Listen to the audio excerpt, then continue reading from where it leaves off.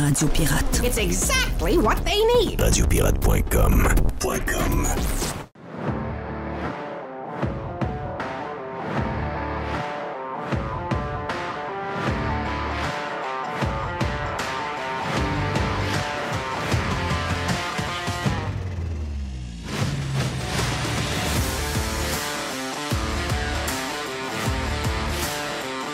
Beaucoup de sujets à jaser aujourd'hui. On va en parler en ouverture, mais également avec Joe Hamel et Yann Sénéchal.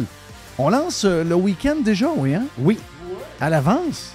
Un peu à l'avance. OK, donc on est mercredi. Ça veut dire que ce soir, je peux prendre un verre. Oh oui. Ah On peut prendre une petite bière, une petite légère, un petit verre de vin en mangeant, peut-être. Wow. Parce que demain, c'est comme un vendredi. C'est ça. Ouais, OK. On peut voir ça de même. Yes. On va essayer de tripoter. Ouais. On essaie d'arranger ça. Hey, il y a beaucoup de sujets avant d'aller plus loin avec nos invités. Je veux nettoyer la table un peu parce que j'ai plusieurs affaires qui traînent. Dégueulasse pareil de voir les... vous savez qu'il y a des gens... Les histoires de feu, là.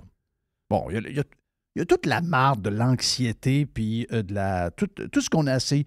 On avait l'impression que les Montréalais sont plus dans le trouble que les gens qui travaillent dans le bois, OK? Ou qui vivent dans le bois. Oh, l'air, tout tourne alentour du plateau Mont-Royal et de cette gang de bobos-là dans les médias. La réalité, c'est que oui, il y a des gens qui sont pognés avec des feux près de leur résidence, de leur chalet, mais il y a également des gens qui étaient dans le milieu, et ça a un impact, là. Je l'ai dit hier, ça a un impact de 13 % sur les prix de construction en ce moment avec toutes les structures de bois que vous avez besoin. Tout le bois, facilement avec ce qui se passe, 13 %. C'est pas bien dur à comprendre. C'est que les équipements forestiers ont brûlé. Et là, on parle d'équipements forestiers de millions de dollars. La majorité de ces équipements-là, ce sont des gens d'affaires du Saguenay-Lac-Saint-Jean qui sont propriétaires. On parle de millions de dollars. Souvent, ces équipements-là sont... je vous dirais, sont assurés en partie, mais pas au complet. Racheter ces équipements-là neufs aujourd'hui avec l'inflation, c'est rendu des prix de fou. C'est des entreprises qui sont en mode survie et qui risquent de ne pas être capables de repartir carrément. Ou c'est des gens qui ne sont pas capables de se relever de ça financièrement s'ils ne sont pas aidés. Il y a une vraie tragédie. Autre que l'histoire des feux, il y a une tragédie également. Donc, ils ont vu leurs équipements parce qu'il y a des hélicoptères qui sont allés une fois que les feux sont passés. Il y a des genres de drones également qui sont allés voir. Donc, ils ont tous vu leur équipement. Mais quand vous lisez ça, vous dites, OK, ouais, écoutez, c'est ce que vous voulez qu'on fasse. Il n'y a pas mouillé. La forêt en tant que telle, c'est une place que s'il ne mouille pas, ça devient très dangereux pour les c'est pas d'hier qu'il y a des feux. Là. Il n'y a rien de nouveau là-dedans. Puis il y en aura encore. Là. Je veux dire, même si on enlève toutes les pailles de plastique, les sacs de plastique, même si on a tous des chars électriques, même si on voyage plus, même si on mange plus de bœuf, on va vous annoncer quelque chose, il y aura encore des feux de forêt au Québec comme il y en a. Il y a une grosse année sur 5, une grosse année sur 7 ou 8. C'est toujours ça ou à peu près. Mais là, eux autres, c'est des fournisseurs de bois, là. Donc, le bois va devenir rare. Le bois va continuer à augmenter, c'est clair. Mais ce qui est capoté là-dedans, c'est que le show qu'on a fait, là, parce que c'est maintenant ça, là, le show COVID qu'on a importé pour les changements climatiques et qu'on a importé pour les feux pour lier ça au changement climatique, c'est qu'on a, puis on l'a vu, là, il y a des gens de Lebel sur le Quevillon, on dit hey, là, le sacrement, ça fait 3 semaines qu'on n'est plus là, le feu n'est pas dans le coin, pouvez-vous nous laisser retourner chez nous? Il y a des gens dans l'entourage de François Legault, de la SOPFEU et de la sécurité publique et de la santé publique qui ont commencé à faire des guillemettes comme ils ont fait pendant la COVID avec du gros n'importe quoi. Entre autres, ils ont empêché ces producteurs forestiers-là d'aller chercher leur stock avant qu'ils brûlent. Ça, c'est épouvantable. Donc, ce qu'on apprend, là, regarde, ça, c'est épouvantable. OK, suivez-moi bien, là. Quand ils ont empêché de rentrer dans le bois, le feu, là, il est à des centaines et des centaines de kilomètres. Je dis, mon équipement est là-bas, je vais aller le chercher. C'est des gars qui connaissent ces coins-là comme ça se peut pas.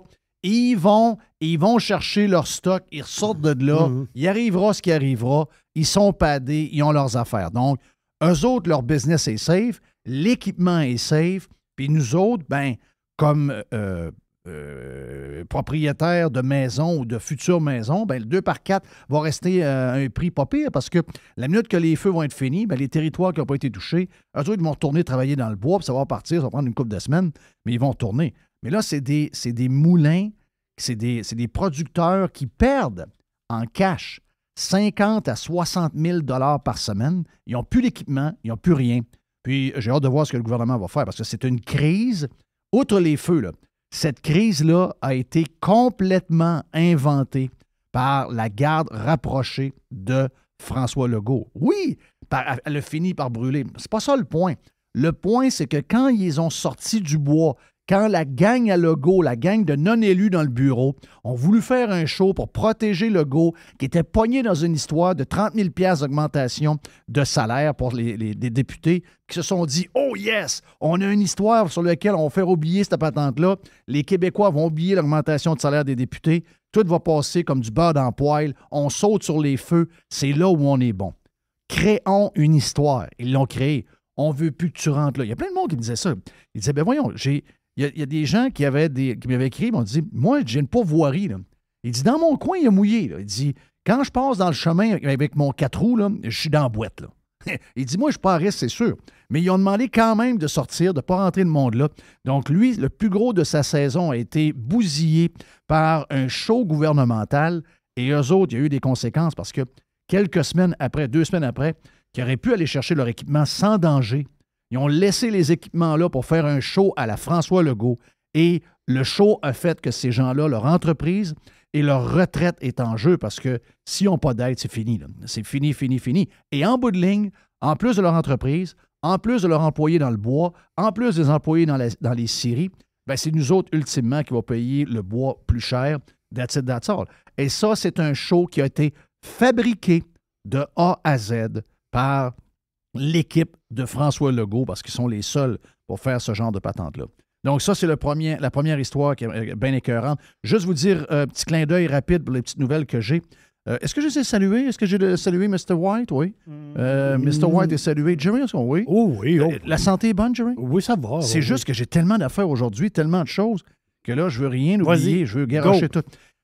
Les 2 responsables Budweiser, vous savez, si vous êtes allé chez Costco récemment, vous avez vu que la caisse de 80 canettes de Budweiser, c'est un bon deal. Là. Je me disais de quoi j'ai passé poche parce que tu sais, une petite bière de soif que tu ne veux pas trop engraisser, que tu vas avoir pour l'été. Bud Light, tu veux dire, la petite Bud Light? La petite Bud, oui. La petite Bud Light. Donc, 22,75 $ de rabais si vous prenez la caisse de 80. OK. Donc, ils payent les taxes. Vous avez les autres bières, la Coors Light à côté, les bières de soif, toutes les autres bières sont, incluant la Budweiser, c'est pas dedans. Mais même au Canada, donc on voit que l'histoire alentour de Bud Light s'est répandue au Québec et au Canada. Gros spéciaux, très tentant pour les gens qui aiment prendre une bière qui ne boit pas trop et qui ne fait pas trop engraisser. Mais je veux dire, il y en a qui vont avoir un peu de crainte de le mettre dans le panier parce qu'ils vont se faire juger. Parce que c'est exactement ce qui est arrivé avec l'histoire de Bud Light et de la campagne du brand qui a été faite avec Dylan Mulvaney. Mais c'est pas fini. Et là, il y a 2 personnes qui ont été mis dehors. Vous savez, la fille là, qui disait qu'on ne veut plus que ce soit de la bière de gars de pick-up, on ne veut plus que ce soit de la bière on veut que ce soit à travers les communautés culturelles, on veut être avec les gens diversifiés. Donc, de là, la campagne. Madame. Les monsieur, madame, effectivement. Mais la fille qui avait expliqué ça, là, elle est dehors. Il l'avait tassé à un moment donné, mais là, elle est carrément dehors. Donc, mais c'est loin d'arrêter, là. Parce que la bière est plus là pantoute. C'était la numéro 1 depuis des années. Et là, elle était numéro 2 ou numéro 3 et ça continue. C'est 26 % de baisse de vente de semaine en semaine par rapport à l'année d'avant. Encore là? Donc, les histoires de woke, ça passe 0. Oui, mais il continue de il était à la Pride Parade à Toronto. Oui, vous voyez que ça ne marche pas, là? Non. C'est Yahoo Finance qui en parle. Ça vient de sortir, là, il y a quelques minutes. Là. On parle de 28,5 % en date du 17 juin. Donc, une autre semaine. Donc, ça, c'est comparable à l'année passée. Mais ce que je veux dire, c'est que ça ne slack pas. C'est-à-dire, est-ce que tu penses que c'est Est-ce que, oui, OK, la patente n'a pas rapport, là, c'est zéro rapport, là. Mais moi, je pense que le coup de grâce, c'est Kid Rock. Mon feeling, c'est que le coup de grâce de cette affaire-là, quand Kid Rock a fait son vidéo qui est devenu viral à grandeur, parce que plein de monde n'est pas au courant de ça, là. Plein de monde n'est pas au courant de ce qui venait de se passer, que Je comprends. le monsieur, madame avait fait un genre de pub un peu niaiseuse, un genre de patente qui a coûté 50 000 C'est Kid Rock qui a donné le coup. C'est Kid Rock avec sa mitraillette, pas de mitraillette, mais un AK-47, qui a tiré sur la caisse de son grand-père puis que toute la Budweiser a explosé. Mon feeling, c'est que c'est vraiment Kid Rock qui a donné le coup de grâce. Parce que moi, je pense qu'il y a deux effets là-dedans. Tu as le premier effet de la personne qui va dire plutôt qu'il décide de boycotter lui-même. Ou l'autre effet, moi, je pense que c'est celui-là qui marche le plus, c'est que tu viens chez nous. Hey, Jeff, veux-tu une bière? Je te donne une canne bleu pâle. Oui. Quelqu'un va dire.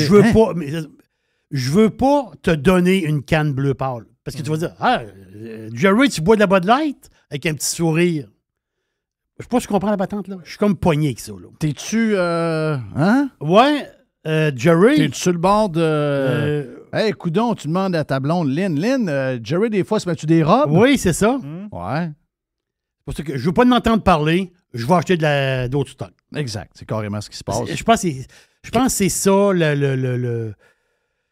T'arrives chez ton chum, puis il y a de la Bud Light. Là. Tu dis, oh, OK. Mais ça n'a aucun rapport. Mais c'est ça l'effet du boycott.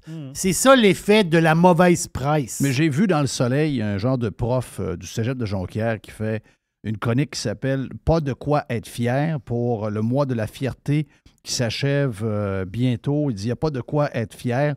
Et ces gens-là, excusez-moi, là, mais ces gens-là mélangent mais complètement toute la patente. Là. Je veux dire, ce qui se passe en ce moment, ça n'a rien à voir. Parce qu'eux autres, ils font un lien entre l'opposition des gens à ce qui se passe et l'homophobie. OK? Donc, homophobie, lui, il va même aller plus loin. Il va dire que c'est carrément, c'est ça. Homophobie, de la haine, etc. Toutes ces affaires-là. Ça n'a rien à voir. Ça n'a rien à voir. Tu sais, je veux dire, on n'est plus là. Avec les gays, on n'est plus à se retenir de dire ce qu'on a envie de dire. Une parade gay avec un paquet de bonhommes désaxés qui se promènent tout nus devant des enfants, que ce soit des hétéros, peu importe qui. Un jour, j'aime le Canadien de Montréal. Le Canadien de Montréal gagne la Coupe Stanley. Ils font une parade. Les gars sont chauds. Ils se mettent en chest, puis ils se baissent les culottes, puis ils se font aller le Fedler. Oui. OK? Ils se font aller le pénis all the way. On va les décrier autant qu'on a décrié une gang de bonhommes out of shape, plus de cul, des grosses bedaines avec des bobettes avec le fond long qui descendent les bobettes puis qui se brassent le derrière devant des enfants avec le sac qui pend quasiment à terre. C'est incroyable. Tu sais, je veux dire, ça n'a rien à voir avec le fait qu'ils sont gays, là. Ça n'a pas à voir avec le fait qu'ils sont gays. S'ils étaient hétéros, on dirait la même maudite affaire. Pas de classe. Ben, dans l'histoire de tout le côté trans, moi, je pense que la modération, il n'y a personne que ça... Moi, ça ne me dérange pas que quelqu'un devienne ce qu'il veut. Ça me dérange qu'on rentre quelqu'un dans une école pour essayer de faire à croire aux enfants qu'ils doivent se questionner sur quel sexe ils sont. Ça me dérange. Mais que quelqu'un de 35 ans décide de passer d'un habit de bûcheron à se mettre des robes, puis du Kitex, puis du rouge à lèvres. I don't fucking care, sérieusement. Là, ça me dérange pas zéro, moi.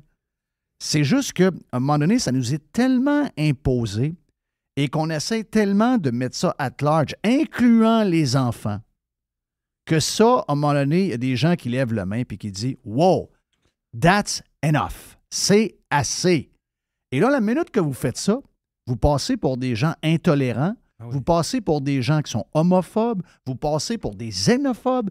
Tous les mots finissant en « hob », vous l'êtes. Il n'y a rien de plus faux que ça. Il faut, à un moment donné... Puis l'autre chose, la surreprésentation. Tu sais, je veux dire, moi, j'ai pas de misère à ce qu'il y ait 5 % de gays. Puis que finalement, dans un film, il y a toujours un gay. Puis, quand on fait le calcul, ben, ils sont un peu plus présents dans le monde culturel que finalement, ils le sont dans la vraie vie. J'ai pas de problème avec ça. Je ne commencerai pas à calculer, ils sont 5 puis on a 10 d'infirmes. Mais là, c'est pas ça. On a l'impression que les autres n'existent plus. Il est là le bug. Il est là le bug. Non, mais c'est comme une discrimination à l'envers. Une discrimination, c'est une discrimination. C'est tout. Mais je comprends que pour certains, les Blancs, les hommes blancs, hétéros, c'est des moins que rien. La famille traditionnelle, c'est un peu quétaine. OK, je peux comprendre que pour certains, ça l'est. Vous êtes un peu plus yéyé. Parfait, pas de problème. Mais elle existe pareil. Elle est en grande majorité. Moi, je vais vous donner un exemple. Puis, c'est peut-être un hasard, mais finalement, le Journal de Québec vient de comprendre que les restaurants, il y a un gros job à faire. Nous autres, on en parle ici depuis des années, là, que les restaurants, là, il va falloir faire quelque chose, là, parce que nous, on aime les restaurants. J'ai un restaurateur avec moi depuis. Il a été restaurateur pendant 46 ans avec sa famille. Moi, j'adore OK? les restaurants. Je suis né dans un restaurant. On adore jaser de restaurants. On adore ça. On adore la restauration. Mais on est inquiète de voir ce qui se passe parce que c'est peu achetable. Donc là, on nous montre deux personnes qui sont allées déjeuner puis qui ont l'impression de se faire fourrer parce que ça coûte trop cher. Rien de nouveau pour nous autres. On en parle beaucoup, puis c'est inquiétant. Puis, tu sais, ultimement, c'est sûr que quand tu es obligé de payer un laveur de vaisselle 20$ de l'heure, on va dire de quoi tes œuvres bénédictines, tu vas payer cher en sacrement. Mais c'est un fait, on peut en parler. Mais là, l'article du journal, rien contre ça. C'est un gars avec son chum qui nous parle que ça lui coûte cher les deux. Hey, imagine-toi, par exemple, ils sont allés à Paris, les deux, parce qu'il y en a un des deux qui est parisien. Et ils trouvaient que les restaurants ne coûtaient rien à Paris à comparer à ce que ça coûte ici. Ça va dire de quoi? Là, c'est plusieurs lumières qui allument. Mais ce que je veux dire par là, c'est que le journal aurait pu prendre une famille parce que ces deux gars-là sont un peu avantagés. T'sais, ils n'ont pas d'enfants. Ils ont probablement 2 bons salaires. Puis ils ont une vie différente que la vie... Le stress financier d'une famille en ce moment est beaucoup plus grand qu'un couple. OK? Que ce soit un couple de gars ou un couple de filles. On est arrivé avec un couple de gars. Ils n'auront pas d'enfants, probablement. Mais mettez donc une famille. Je le sais. On va en profiter pour mettre... OK, mets-le dans l'article. Mais tu ne peux pas faire autrement, à un moment donné, que tes lecteurs, probablement que 95%, c'est des adultes avec des enfants. C'est ça. Puis le stress, je suis d'accord avec eux que le stress est plus sur la famille. Parce que tu as deux kids de 17 ans. Voilà. 17 et 16 ans, tu vas manger au restaurant. Eux autres, ils ont 2 payes, puis sont 2 personnes. C'est que la famille, ils ont 2 payes, puis sont 4. Voilà. Ou 5. Donc, tu n'as pas le même stress quand tu rentres au cinéma. Là. Pas au cinéma, mais au restaurant. Non, exactement. Au cinéma, c'est une autre affaire. C'est une autre affaire. En parlant de ça, as-tu aimé mon histoire de matin?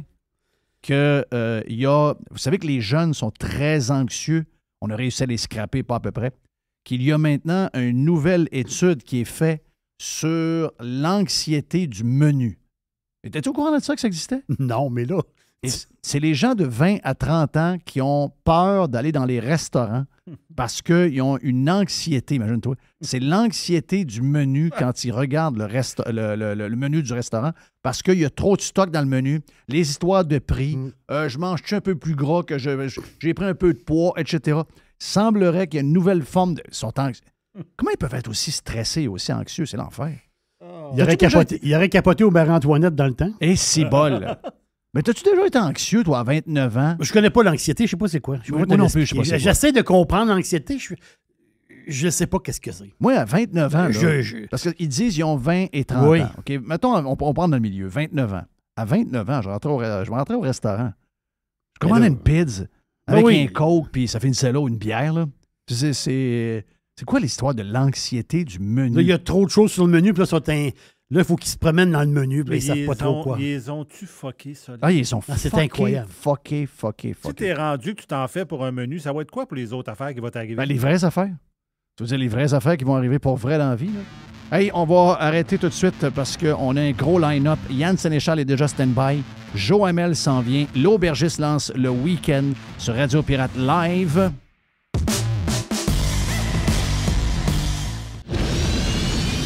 Radio Pirate. Radiopirate.com. Radiopirate.com.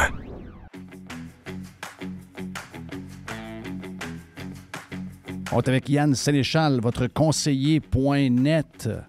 Notre ami Yann. Hey, Yann, je pensais pas jamais, je pensais défendre une élue ou un ministre ou une ministre de la CAQ. Mais la job de bras depuis à peu près une dizaine de jours sur la ministre qui est reliée à l'histoire des propriétaires locataires. En passant, José Legault, pour l'avoir été, moi j'ai été propriétaire au Saguenay de quelques endroits de location et également en Floride pendant quelques années. Et ces gens-là qui ne font que défendre les locataires, puis oui, c'est correct, les locataires des fois sont abusés par des augmentations de prix abusives, OK, ça peut arriver. Mais je vois plutôt, en tout cas, de mon expérience personnelle, j'ai vu beaucoup plus de crosseurs dans le camp des locataires que dans le camp des propriétaires. Donc, j'invite Mme Legault et tous les autres chroniqueurs et journalistes qui ont l'air à prendre tous les propriétaires pour une gang de bandits et que les locataires font tous pitié. Bien, achetez-vous donc un bloc. Faites-les donc 2 ans pour voir comment vous allez réagir. Mais avoue que l'histoire de la maison de la fille de 31 ans, qui est une fiscaliste de formation, qui travaillait avec une grosse job on top d'une des plus grosses compagnies du temps en 2006, qui était Transcontinental au Québec. Même chose pour son chum. S'achète en 2006 une maison de 770 000 $ et il y a un procès qui se fait à l'intention de cette ministre. Jamais j'aurais pensé défendre quelqu'un de la CAQ, mais là, tu sais, de défendre, de s'attaquer au succès et de s'attaquer à la discipline, à la rigueur de jeunes qui sont allés à l'école, qui ont fait les bons choix de cours et de la bonne carrière, puis qui ont décidé d'investir, puis qui ont gardé de l'argent de côté, puis ont dit, nous autres, c'est le même qu'on marche, on ne veut pas avoir, ou encore qui ont peut-être emprunté de l'argent à leurs parents, on ne le sait pas. Mais, je veux dire, s'attaquer à cette réussite-là, c'est vraiment pathétique, là. Ah, écoute, c'est Petit Québec all the way, là. On sait comment qui est le Petit Québec qu'on aime. C'est pathétique. C'est réellement pathétique parce qu'on sort tous les mauvais côtés. Tu sais, cet article-là, qu'est-ce qu'on fait pour attaquer cette ministre-là? C'est on va jouer sur le vieux fond de jalousie des Québécois. C'est carrément ça. C'est pas une belle émotion qu'on veut aller titiller, mais c'est directement là qu'on va parce que ça suscite des clics. En plus, on raconte pas l'histoire parce qu'évidemment, on n'a pas l'histoire au complet. Puis là, ça fait que les gens font plein de suppositions. Voilà. Tout ça. Exact. Fait qu'on est vraiment dans une position qu'on passe complètement à côté de ce qui est dit dans cette histoire-là. Ce qui est drôle, c'est que cette semaine, je parlais avec un de mes clients qui, lui, est en location depuis longtemps. Puis il me disait qu'il comprenait toute la game qui se passait présentement au niveau des loyers parce que justement, lui, c'est une vieille session de bail qu'il a ramassée à l'époque. Puis c'est une session de bail qui faisait qu'à ce temps-là, il payait peut-être 600, 650. Mais avec les contrôles des loyers qu'on a présentement, il paie encore en bas de 1 000 $ pour un appartement qui est 5,5. Ben, bravo pour lui. Bravo pour lui. Puis lui, il comprenait qu'il dit, écoute, je suis pas fou, là. Tu sais, je peux même pas partir de mon loyer. Puis tu sentais aussi ce qu'il me disait, c'est, je suis pas sûr à 100% que ça fait mon affaire non plus.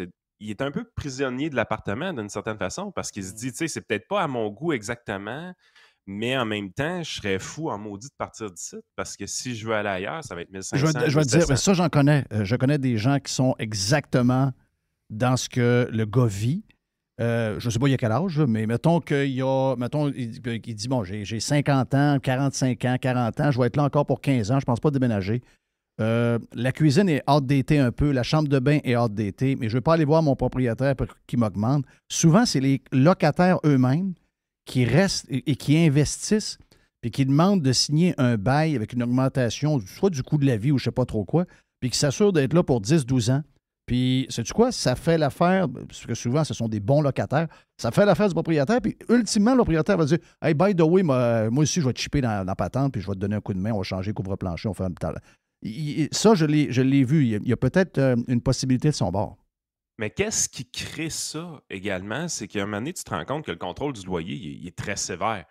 C'est sûr que, comme lui, ce qu'il me disait, c'est que quand on veut faire réparer quelque chose, tout ça, on s'en rend bien compte. Là. Il n'y en a pas de budget d'entretien. Le propriétaire n'a carrément pas de budget d'entretien. Le propriétaire a changé récemment en plus. Mais à un moment donné, tu es là, tu te dis, crème, on fait-tu des calculs un peu? Puis je me suis pincé avec quelqu'un sur Twitter, out of nowhere, c'est un gars par rapport, mais je voulais juste un peu lui mettre le nez dans le caca. Puis en même temps, je me suis rendu compte, on comprend tellement pas la réalité de l'immobilier au Québec. C'est assez fascinant. Lui, ce qu'il me disait, c'était pour 1700$ présentement à Montréal, tu n'étais pas capable de trouver rien qui ressemblait pas à une chiotte. Puis 1700, c'était trop cher. Non, il ne chialait pas que ça ressemblait à une chiotte. Il dit c'est de l'abus qu'un propriétaire charge 1700$ pour quelqu'un. Fait que moi, évidemment, tu sais, c'est un gars de business. Je comprends la game, je sais comment ça marche. Fait que je me dis, ben écoute, un 3,5, il faut que je trouve un comparable. Fait qu'il faut que je trouve un condo 3,5, combien ça pourrait valoir. Puis Montréal, c'est tellement une grande ville que tu as tout. Tu as toutes les gammes de prix. Fait que oui, tu peux avoir un condo 3,5 à 850 000. Mais si tu grattes un peu puis tu vas aller chercher vraiment le bas de gamme, tu vas voir qu'est-ce que tu peux aller chercher. Pour rentrer dans un budget de 1700$ par mois, sans budget d'entretien, sans assurance. Okay? Fait que tu comprends que je suis obligé de t'étirer l'élastique énormément. Je me ramassais avec un budget d'à peu près 230 000, 240 000 pour une unité de 3,5. À bâtir, tu veux dire, de valeur? Non, à acheter à condo. OK, à condo, ouais, je comprends. Fait que là, je me suis mis, j'ai fait la liste des tu condos. dis là, finalement, à 1700, il n'est pas si cher que ça. Mais non, il n'est pas cher à 1700 parce que pour acheter un condo 3,5, en se disant, ben, il y a les paiements d'hypothèque à faire, il y a les taxes municipales à faire, il y a les assurances puis l'entretien. Là, j'ai enlevé l'assurance puis l'entretien parce que sinon, je n'étais pas capable de rien trouver. Ouais. Fait que j'ai dit, OK, il ne sera pas assuré puis il ne sera pas entretenu. Okay? Fait que, on va juste trouver quelque chose qui paye l'hypothèque et qui paie les taxes municipales. Parce que ça, c'est le gros facteur dans toute l'histoire, les taxes municipales, comment ça a monté beaucoup dans les dernières années. Oui, un des maires communistes à grandeur du Québec. Fait qu'avec 1700 budget, écoute, il faut que je trouve une unité à peu près, parce que les taux d'intérêt ont monté aussi, là, c'est du 5% et plus. Fait qu'il faut que je trouve une unité qui est à peu près d'une valeur de 230 000. Faites la recherche. À quoi ça ressemble un condo 3,5 à Montréal de 230 000? Il y en a. C'est là en crise. C'est vraiment pas beau. OK? Vous Est-ce que tu as lu le commentaire de Michel Parent, qui est de Logisco, une des plus grosses compagnies de portes de location au Québec. Je pense qu'ils ont 6000 portes. Puis, écoute, dans une histoire vite de même, j'ai déjà rencontré Michel dans un souper chez un ami. Puis, c'est un gars bien terre à terre, bien pas flashy, 0-0. C'est un vrai de vrai. Là. Tu le vois tout de suite. Là. Puis le gars, là, il n'exploite pas personne. Là. Mais lui, il fait tous ses projets, il bâtit des hôtels, il bâtit plein d'affaires. Il dit, là, pour toutes les règles qu'on a, le financement, il parle entre autres de la TPS, de la TVQ qui est donnée par porte et par les maisons résidentielles. Vous savez qu'après 250 000, vous n'avez pas de ristourne, donc vous payez full la TPS et la TVQ sur ce que vous bâtissez, qui est énorme. Donc lui, il dit, pour arriver à un appartement de 1 000 $ par mois, c'est maintenant impossible. Les coûts de construction sont... Mais ça c'est tout nous-mêmes. Là. Il y a un paquet de règles. Le fait qu'on a limité le développement des terrains, le fait qu'on a essayé de densifier le plus possible, donc ça a augmenté la valeur des terrains disponibles. Il y a des gens qui font sacrer leur maison à terre, 2-3 maisons une à côté de l'autre, font lever un genre de bloc appartement à condo, quelque chose. Ensuite, toutes les règles qu'on a données au niveau de la construction, tout ce que... Donc, on est dans les... Malgré qu'on est pauvre, on est dans les plus chers pour bâtir quelque chose de neuf. Ça, ce que le monde ne comprenne pas dans cette histoire-là, c'est que je ne suis pas en train de dire que les propriétaires font pitié et qu'ils ne font pas d'argent. On en a des preuves de propriétaires immobiliers qui ont fait de l'argent avec l'immobilier au fil du temps et sont devenus riches par rapport à ça. Mais la réalité, c'est la suivante. Présentement, le seul moyen de faire de l'argent à 1 000 $ par mois pour une unité de 3,5, c'est d'avoir une vieille bâtisse financée à 30 ou 40 %. Donc, ça veut dire que tu es un ancien propriétaire qui a payé la moitié de l'hypothèque ou qui a payé 60 % de l'hypothèque déjà. Puis en fait, par rapport au prix de la maison, probablement, c'est pas que tu l'as payé, c'est juste que la maison a pris de la valeur ou le bloc a pris de la valeur d'une certaine façon. Mais tu n'es pas trop financé ou tu es financé à très bon taux sur du très long terme parce que tu as signé en 2020-2021. Mais la game, la valeur au marché, c'est pas de même que ça fonctionne. La valeur au marché, c'est à la marge. Le nouvel acheteur et le nouveau vendeur qui vont s'entendre sur un prix. Puis c'est la valeur marché décidée en fonction des taux d'intérêt, dans des taux d'emprunt de conditions actuelles pour quelqu'un qui est financé à 80 %. Là. Parce que si présentement un propriétaire d'immeuble n'est pas capable d'acheter un immeuble avec les loyers déjà en place à un certain prix, financé à 80 % à du 5 %, il n'est pas capable de faire de l'argent avec ça. Il n'y a juste personne qui va acheter. Éventuellement, les prix de ces blocs-là vont commencer à baisser dramatiquement. Bon, mais ceux qui vont acheter, Yann, ceux qui vont acheter, Puis là, c'est le maire de Québec qui en a parlé, là. Ceux qui vont acheter, c'est l'office municipal, Ben oui. pas tant de choses, là. Donc, autrement dit... Ben, c'est pas juste le maire de On va Québec, payer c'est trop tous cher. les maires du Québec Voilà. communistes qui ont signé une lettre pour dire que ça va prendre un registre. Oui. Ça va prendre un registre. Ben ça, c'est vers là qu'on s'en va parce qu'on voit des projets de logements sociaux à Montréal. Parce que, tu sais, quand les politiciens nous parlent de logements sociaux, c'est un peu une crosse. On s'imagine que les politiciens sortent avec le casse-blanc, la pépine, on ouvre les rues, puis let's go, on construit des blocs abordables pour tout le monde. Puis là, on augmente la quantité de logements Non. Il disponibles. donne ça à un promoteur qui va opérer le bloc pour lui. Là. Ils achètent, autrement dit, quelque chose qui est existant, qui est un peu une dompe, vont le rénover un peu, tout ça. Mais quand tu grattes un peu, tu te rends compte que tu as des projets de logement social qui finissent à 450, 500, 550 000 l'unité. Oui. Fait que tu es dans une position où est-ce qu'on a payé beaucoup trop cher pour la bâtisse, on paie beaucoup trop cher pour la rénovation, mais vu que c'est le gouvernement, qu'il n'y a pas de notion de profit dans cette histoire-là, on peut charger moins cher au monde. Puis éventuellement, oui, mais vous comprenez que ça ne marche pas. Non, mais est-ce que tu sais qu'on parle de ça? Je parle pas des pirates. Là. Je parle du monde en général. Le monde en général souhaite que le gouvernement devienne propriétaire des blocs. Là. Oui. Ouais. Le monde. Oui, mais on est. On n'est pas dompté. Mais non, on n'est pas dompté. on va être de pire en pire. C'est de pire en pire qu'on va être. Le profit du propriétaire, là, chose que Jacques Metzing veut justement abolir, là, le profit du propriétaire, c'est la chose qui est nécessaire pour garder l'investissement privé disponible, accessible et motivé. Là, on s'en va dans un paradigme où est-ce qu'on a surréglementé, où est-ce qu'on a un acheteur public qui est prêt à payer trop cher pour des unités déjà en place. On est dans un contexte, un paradigme qui va faire en sorte que plus on va avancer, moins il va y avoir de nouveaux propriétaires ou de promoteurs immobiliers. Les seuls promoteurs immobiliers vont entretenir le dump. Puis éventuellement, c'est le gouvernement qui va avoir une plus grande proportion du logement. Mais en bout de ligne, vous n'aurez pas plus de logements. Le problème n'est pas plus réglé. Parce que le problème, à la base, personne n'en parle, c'est la réglementation et la réglementation et la réglementation. Oui. Oui. Tu sais, à un moment donné, mais t'as peu. Eux autres veulent régler ça avec la réglementation. Merci. Fait que, tu sais, à un moment donné, on peut-tu dire les vraies affaires, ce qui se passe? Présentement, là, les propriétaires immobiliers ne sont pas gourmands. La réalité, c'est que pour être rentable, il y a juste ceux-là qui ont des vieilles bâtisses qui peuvent être rentables et qui ont été financées il y a très longtemps. Dans le nouveau contexte actuel, un nouveau propriétaire qui achète un immeuble financé à 80% avec les prix des loyers qui sont en place présentement, ne peut pas faire d'argent. Voilà. Regardez, là, hypothèque de 25 ans, financée à 5 %, c'est les conditions actuelles de marché, ça. 350 000. 350 000, on parle de quoi? On parle d'un 4,5 ou d'un 5,5 correct. On ne parle pas d'affaires de luxe. Là. On parle dans le condo, là, on parle d'un 4,5, 5,5 correct. C'est 2 000 $ par mois, juste l'hypothèque. Oui. Avec la taxe municipale, on parle de quoi? 2006, 2007?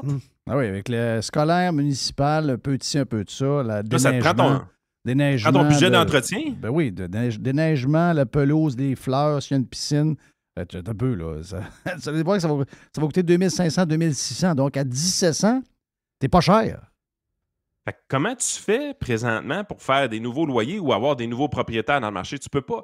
Fait que le gouvernement est tellement en train de restreindre l'offre avec sa réglementation, il est tellement en train de restreindre l'augmentation des prix. Hey, les taux d'intérêt, là, ont augmenté le frais du service de la dette des propriétaires d'au-dessus de 40 %. Fait qu'à un moment donné, il faut que ça apparaisse à quelque part dans l'augmentation du loyer. Les taxes municipales, ça augmente à coût de 6, de 7, de 8 % par année. Il faut que ça apparaisse à quelque part dans le prix du loyer. Mais on limite les augmentations de loyer à 1,9 %. En fait, on permet... tout est fait pour que les locataires ne changent pas de place à très long terme. Et est-ce que c'est réellement ce que les locataires veulent? On comprend que si un locataire, présentement, je reprends l'exemple de tantôt, il est dans un endroit, il paie 1 000 $ par mois, il sait que le prix du marché, c'est 1 600, 1 700 pour la même affaire s'il change de place, il est obligé de rester là. Mais est-ce qu'il a le goût de rester là? Il choisit de le faire parce qu'il dit, écoute, quand c'est une décision à 600-700 $ par mois, à un moment donné, je ne suis pas calme, je vais rester là. Mais on restreint le choix aussi des locataires. On lui fait sauver de l'argent, mais en même temps, on incite leurs propriétaires à ne pas entretenir leurs immeubles. Est-ce que c'est réellement ça qu'on veut? Parce que c'est de même que c'était géré l'immobilier en Russie, by the way. Ben, c'est pareil, ça existe encore. L'Union soviétique, c'était pas beau, c'était pas entretenu, puis c'était tout pareil. Puis tu n'avais pas de choix, tu n'avais pas le loisir d'aller habiter où ce que tu veux. C'est ça. C'est Michel Parent, il dit, là. Il dit, dans le passé, un mois de juillet, il connaît ça, lui, le gars, il est là-dedans. Là. Il dit, les locataires déménageaient, autrement dit, les taux, c'était 10 à 12 % de mouvement, à peu près. Là, il dit, c'est 6,2 %. Exact. Puis plus ça va aller, plus ça va descendre.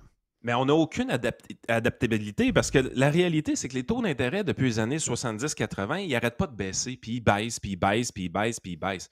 Fait que quand tu arrives puis tu mets plein de nouvelles réglementations qui favorisent le locataire puis qui interdisent l'augmentation trop drastique du loyer dans un contexte de taux d'intérêt qui baisse, les propriétaires trouvent une marge de manœuvre.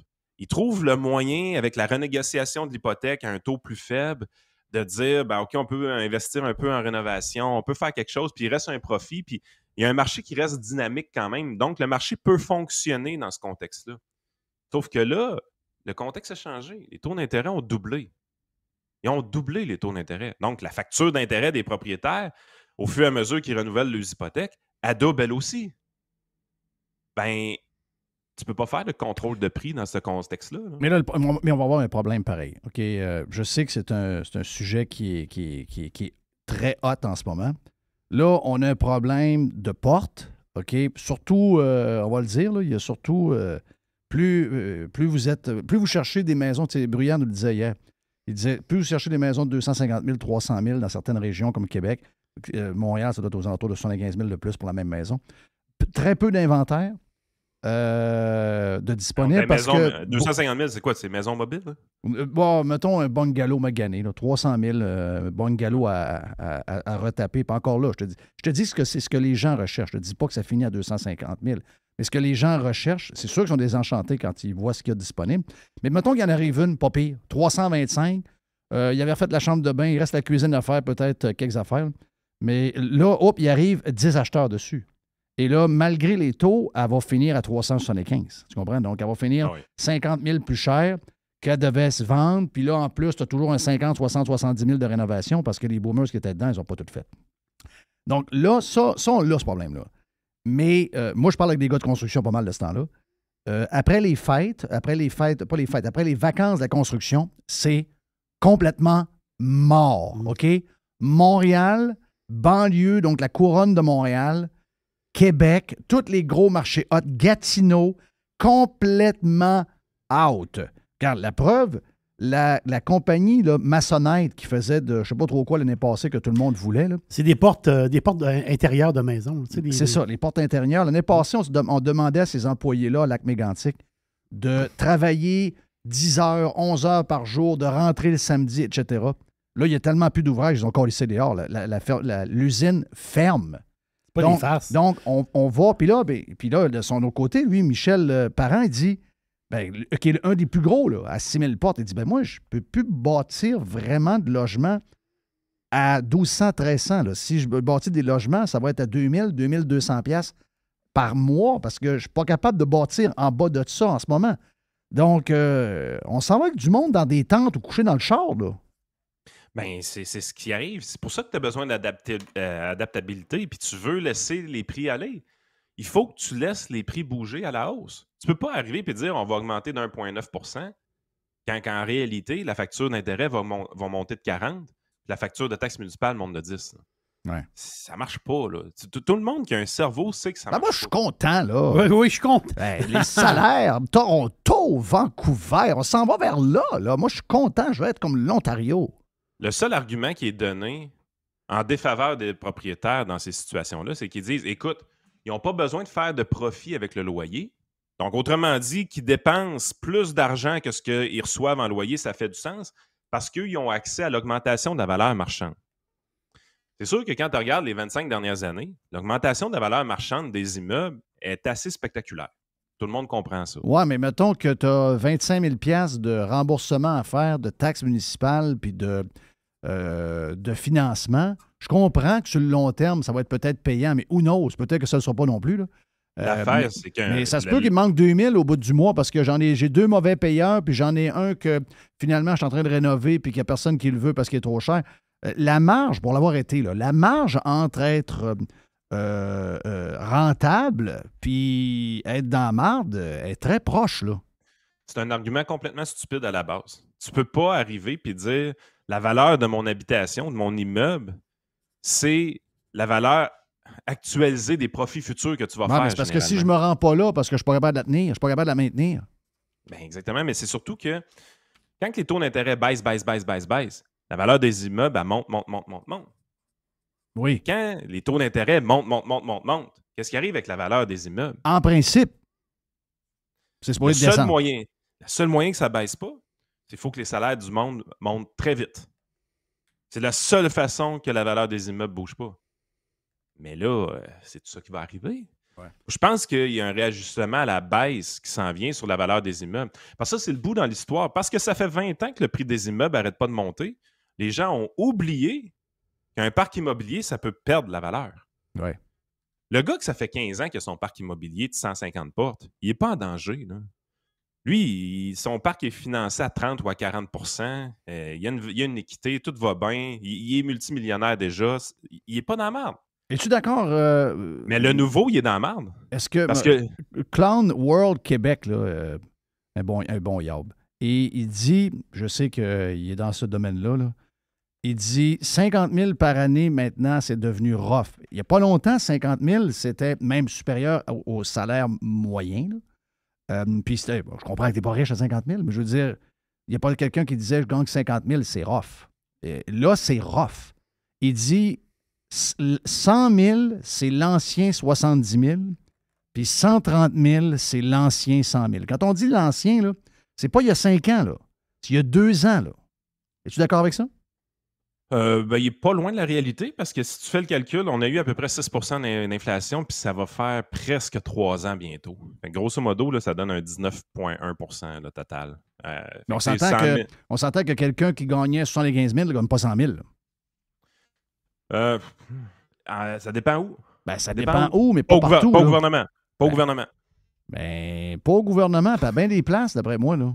Tu sais, moi, j'en connais pas bien qui ont jumpé de salaire de 25 000. On est pas mal. Ben, tu l'as dans tes clients. Tu as des clients disciplinés et riches et bons. Mais moi, je te parle du monde ordinaire. Ben, le privé. Dans le privé, c'est arrivé. C'est arrivé dans le privé, mais je veux dire, il y en a plein d'entreprises que quelqu'un est arrivé et il a dit, ben moi, je vais avoir 10 000 de plus parce que j'étais là à telle place. Mais il y a quelqu'un qui dit, mais j'aimerais bien ça te le donner, mais je ne suis pas capable de te le donner. Ça arrive, là. Je veux dire, il y en a plein, là. Moi, j'en entends des exemples de même de gars dans des PME, de construction, n'importe quoi. Ça leur arrive régulièrement, mais la réalité, c'est qu'ils sont... Oui, ils pourraient, mais sont dans le sens qu'ils pourraient faire plaisir, mais y faire plaisir, ça se peut qu'avec ce qui s'en vient là, puis de job, ça se peut que ce soit lui qui passe au cash. Là.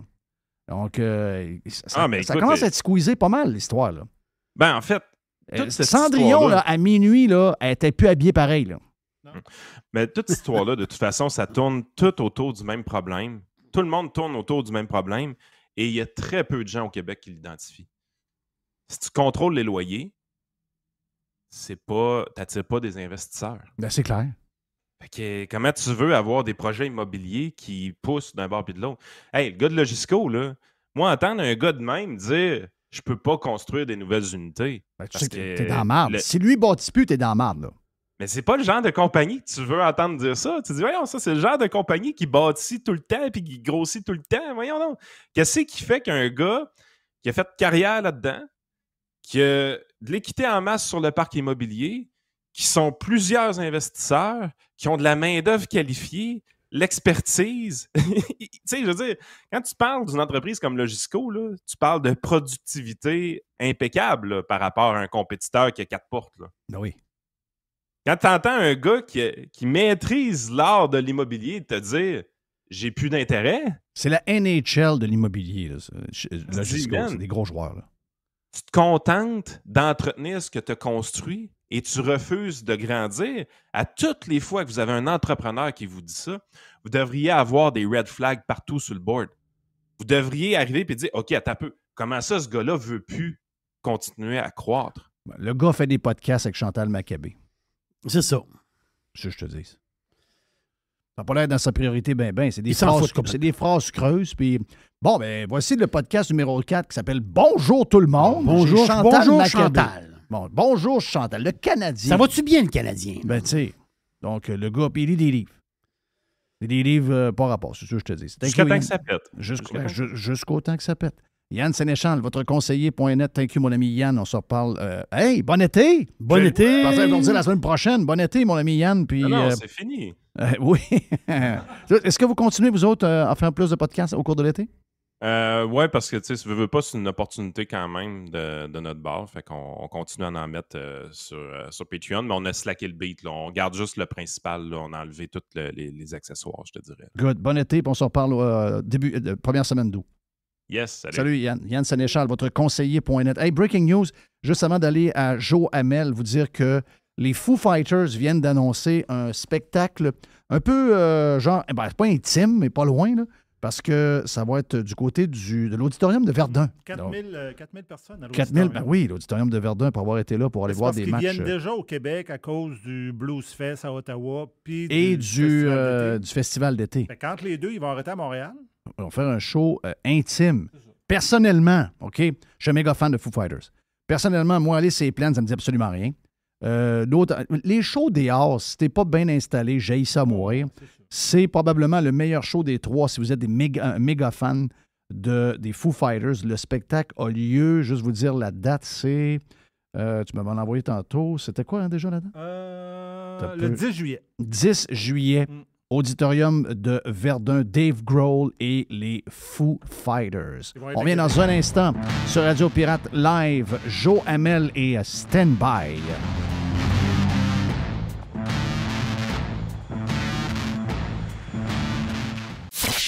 Jeff Fillion. Pirate.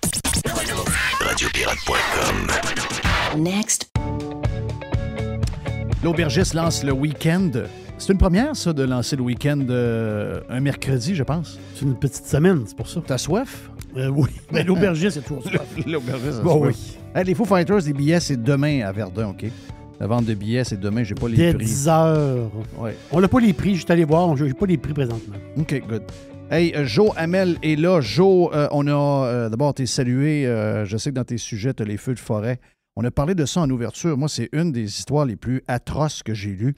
De voir que ces entreprises-là ont été prises en otage par le gouvernement du Québec et la gang de Legault pour faire un spectacle avec les feux pour éviter de... Ben, c'est pas dans l'article, là. Ça vient de ma tête à moi. Là.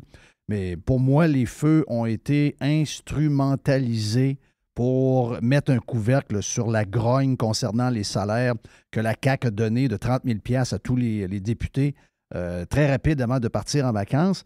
Et on a eu l'histoire des feux, ça a été... On sait comment la CAQ adore ce genre de catastrophe-là. Il adore quand ça va mal. Il adore faire ce genre de patente-là, de fermer des affaires, d'empêcher ci, de parler de mettre des N95 à Montréal, la qualité de la santé. Regarde, ils viennent en érection comme ça se peut pas. Mais là, excusez-moi, là, leur folie est allée très loin.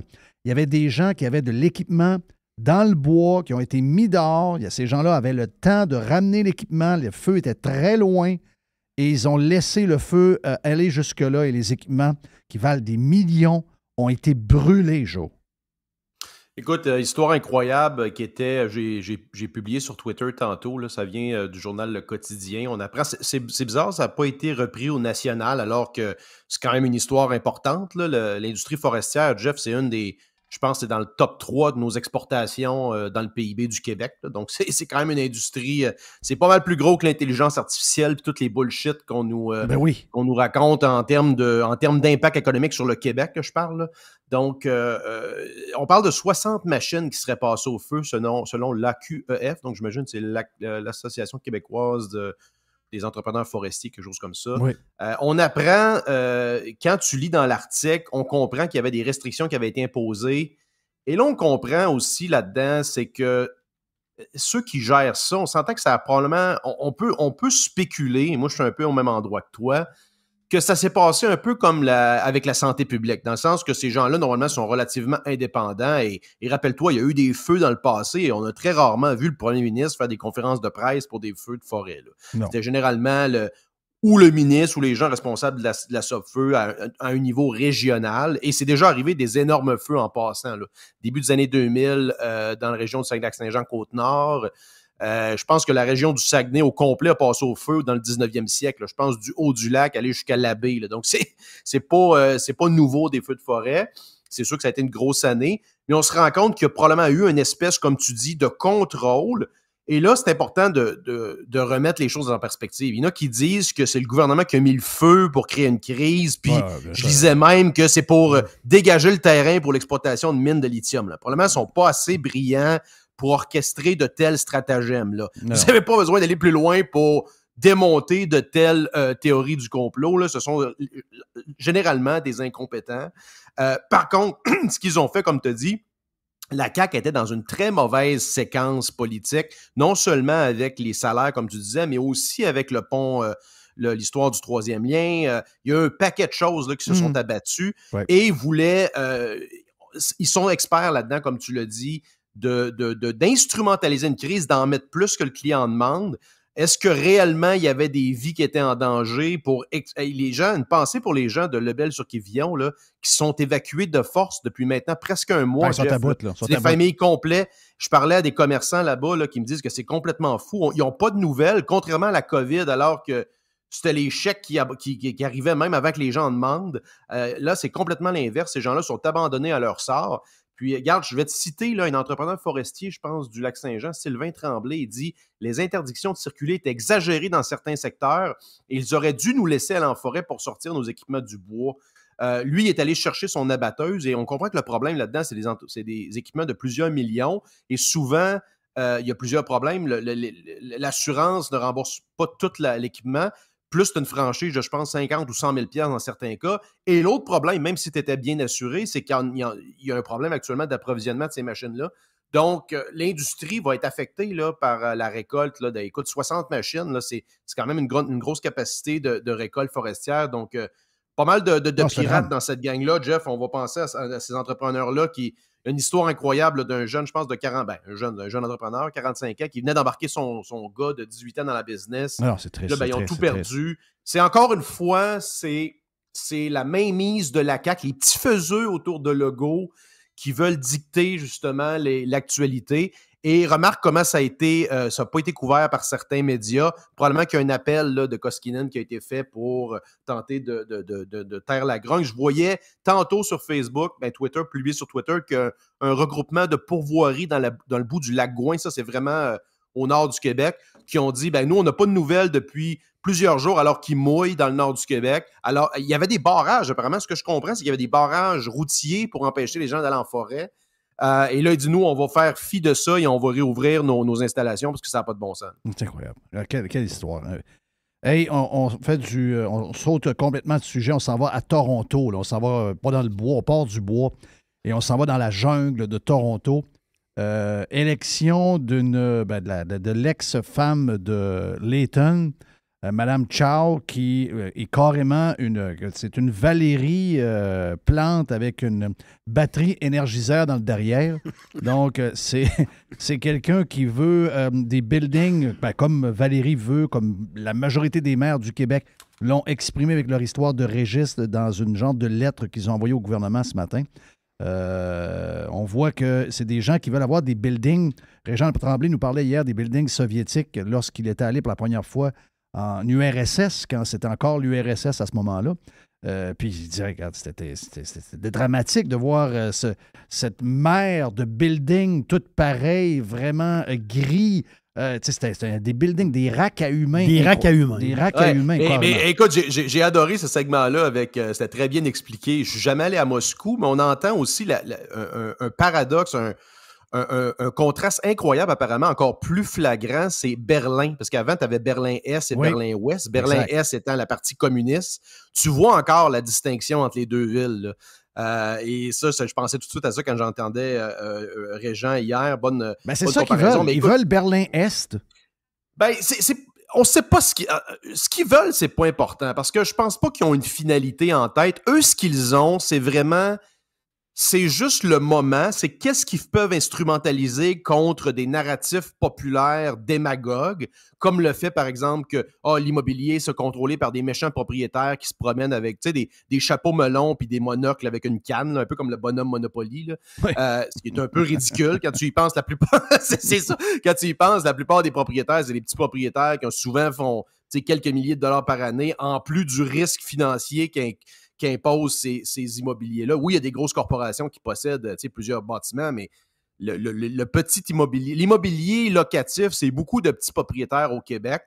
Et écoute, pour en revenir à la base, là, Olivia Chow, c'est qui ça, Jeff? Écoute, j'ai regardé un petit peu son profil tantôt.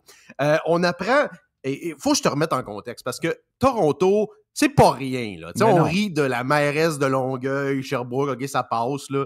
Mais Toronto, c'est la 4e ville en importance en Amérique du Nord. Ben oui. C'est la capitale financière du Canada. C'est la maison de la bourse de Toronto, qui est quand même la plus grosse bourse minière au monde. C'est quand même quelque chose.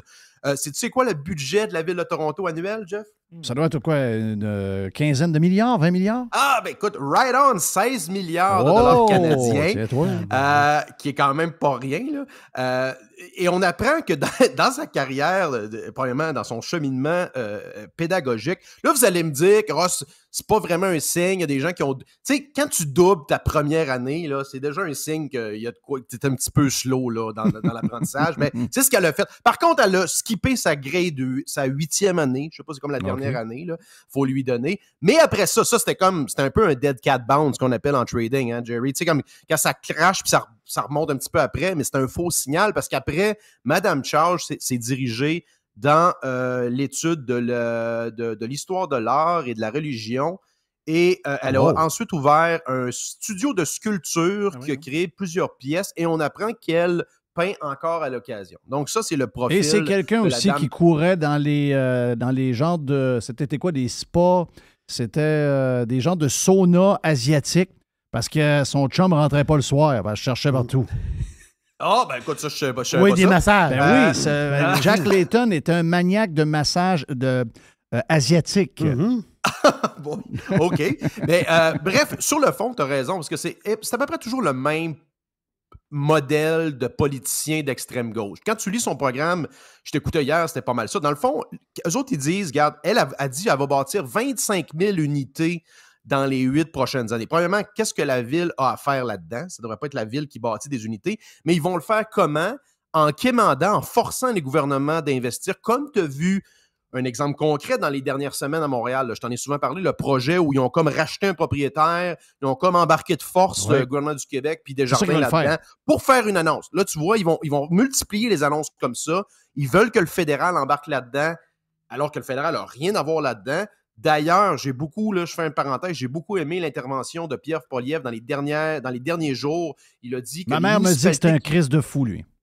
Ben, en tout cas, on va écouter ce qu'il a à dire avant. Il dit que les municipalités qui vont construire plus de logements auront plus de bonus, c'est-à-dire de plus de financements fédéraux, alors que ceux qui vont l'empêcher vont être pénalisés. Et c'est exactement ça qu'il faut faire. Il faut que ces gens-là soient mis au pied du mur concernant le financement des infrastructures fédérales. Et c'est pas fini, là. Mme Chow va aussi empêcher les rénovictions. Et là, évidemment, ils vont définir comme ils le veulent la rénoviction, entre guillemets. Elle veut aussi lutter contre la spéculation immobilière et une taxe sur les résidences de luxe. Parce que tout ça, Jeff... Une taxe sur les résidences de luxe. Ça commence Parce que ça, à la base, là, qu'est-ce qu'on comprend? C'est que c'est un contrôle des mais t'as peu, là, une chiotte à Toronto, elle s'est rendue 1 million. Pour moi, c'est du luxe. Pour moi, c'est du luxe. Mais c'est une chiotte pareil. Je sais pas comment ils vont définir ça, mais bref, à la base, ça va juste contribuer à décourager la construction de nouvelles unités à Toronto, qui est déjà un autre marché qui est affecté par des règles complètement débiles de zonage, etc. Donc, Toronto s'embarque dans une galère politique de au moins 4 ans avec cette autre administration cégepienne. Oui, mais c'est un peu. Mais on a un pattern pareil, là. On a un pattern. Ouais. Là, il y a un pattern. C'est le Québec à grandeur. On est rendu à Toronto, Joie-le-Vert. On est-tu en train de la perdre carrément, la game? Parce que là, plus les gens sont communistes, plus sont élus, Joie-le-Vert. Ben, regarde les chiffres, puis la réponse est là. Olivia Chow a gagné avec 270 000 votes et une ville de 3 millions d'habitants, quand même. Là. Quand même. Fait que, tu sais, est-ce que 300 000 communistes dans une ville comme ça? Probablement que c'est réaliste. Par contre, le problème, c'est tu regardes les autres candidats, c'était qui? T'as Ana Baliao, qui est une Portugaise qui était, je crois, l'adjointe de l'ancien maire, qui était soi-disant conservateur, mais pas trop conservateur, mais bref, sûrement plus centriste, disons, que que la Chairman Chow. Ensuite, tu as Mark Saunders, je pense, qui est l'ancien chef de police ou quelque chose comme ça. Puis, tu as Anthony Furry, qui était un journaliste du Financial Post que j'aime beaucoup, plus de droite, etc. Bon. Donc, quand tu regardes, premièrement, la deuxième a eu 235 000 votes. Puis, si tu additionnes le quatrième puis le cinquième, ben, tu passes facilement devant Mme Chow. Donc, le problème, c'est vraiment la division avec des candidats qui n'ont pas bien de chance tout seuls. Fait que les autres candidats auraient probablement dû se rallier à Mme Baleao pour empêcher l'élection de la marxiste Olivia Chow. Et c'est exactement ça la leçon, Jeff, pour les prochaines municipales au Québec. Vous devez fédérer autour d'un candidat ou d'une candidate qui peut battre ces communistes-là. Puis même s'il est un petit peu plus à gauche, c'est pas grave. Faut juste pas qu'il soit communiste. C'est déjà un bon début. Oui, c'est vrai. Et le fait d'annoncer des candidats tôt, probablement, je ne sais pas l'histoire de ces candidats-là, mais probablement que faut que tu t'annonces tôt pour couper l'herbe sous le pied des autres qui pensent qu'ils ont une chance. Là. Donc, le problème qu'on a eu au Québec, là, c'est que peu de monde savait que le gars de Laval était crinqué de même. Peu de monde savait que la mairesse de Sherbrooke était de même, que celle de Saguenay était de même, que le gars en Chouclac qui disait qu'il était contre le tramway et le projet actuel, que finalement, c'était un méga QS. On ne le savait pas vraiment. C'est peut-être notre job de le savoir pendant la campagne, mais on a levé la tête. On ne le savait pas, là. Ben, c'est un des problèmes, je pense, de notre société à l'heure actuelle. On voit des gens, je pense, de peu d'envergure se ramasser des contenders dans des élections de postes électifs quand même majeurs. Quelque chose, je pense, qui était quand même impossible il n'y a pas si longtemps, là. Tu sais, un simple examen de leur profil aurait quand même disqualifié quand même pas mal de... Longueuil, c'est gros, là. Longueuil, je pense que c'est la 4e ville au Québec, je pense. En tout cas, c'est top 5. On va dire top 5 au moins. Moi, je pense que c'est 4, là. Tu sais, je veux dire, je veux rien enlever. On a tout su ce qu'elle a vécu, puis elle est bien belle, puis elle est bien charmante, là. Mais je veux dire, elle n'a pas l'expérience, elle n'a pas le CV pour être mairesse d'une ville aussi importante. Elle peut être mairesse à Gaspé, une petite ville, mettons une petite ville ou un village, 5 000, 6 000, t'apprends là. Mais là, tu pars, Christy, puis t'as rien fait vraiment dans la vie, et tu te ramasses mairesse de Longueuil. C'est pas moi qui le dis, même Doug Ford, le PM de l'Ontario, le dit. Il dit, Mme Chow, il dit, c'est une très, très bonne personne, mais il dit, si elle est élue, ça va être un désastre. Il l'a dit. Oui, mais là, elle a été élue. Là, il dit, ouais, mais on va falloir... On va travailler ensemble. Il faut travailler ensemble. Ce que tu dis, c'est perceptible aussi avec la CAQ, qu'on pensait que c'était une espèce de parti, tu l'as dit, hérité un peu de l'ADQ, un genre de populisme un peu anti-woke, alors qu'on s'est rendu compte que finalement, ils utilisent tous les instruments du coffre à outils woke. Là. Oui. On l'a vu pendant la pandémie, on l'a vu comment ce parti-là peut se positionner pour avoir des dragues dans les écoles et... En tout cas, bref, c'est un amalgame de mauvaise politique publique. Il n'y a pas trop d'idéologie derrière ça. C'est le pouvoir pur. Il n'y a pas trop d'opposition.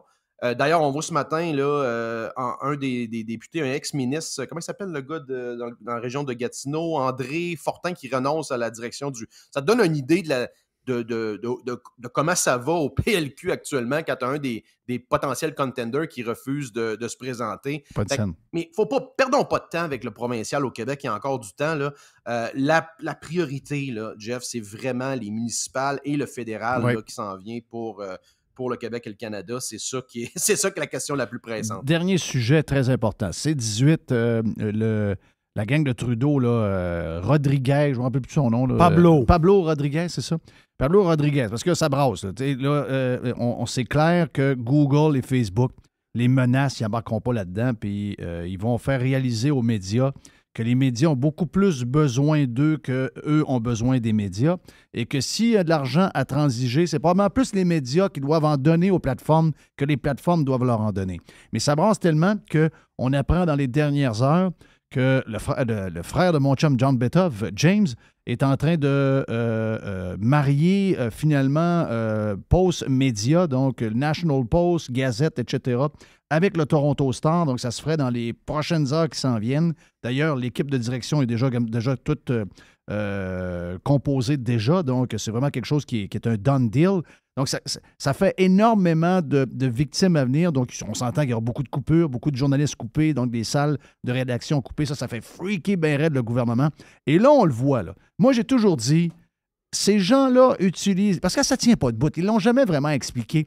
L'histoire que Facebook et Google leur volent de l'argent. Moi, je pense que c'est un écran de fumée et on utilise Facebook et Google pour finalement aider les amis qui leur ont donné un break depuis plusieurs années et financer à tour de bras, quasiment mur à mur, les médias canadiens. Et là, c'est un peu ce qu'on a annoncé hier. Là. Ben oui, puis écoute, l'histoire de C18 qui avait comme commencé avec C10, C11, je pense, c'est comme une suite, là, ces projets de loi-là.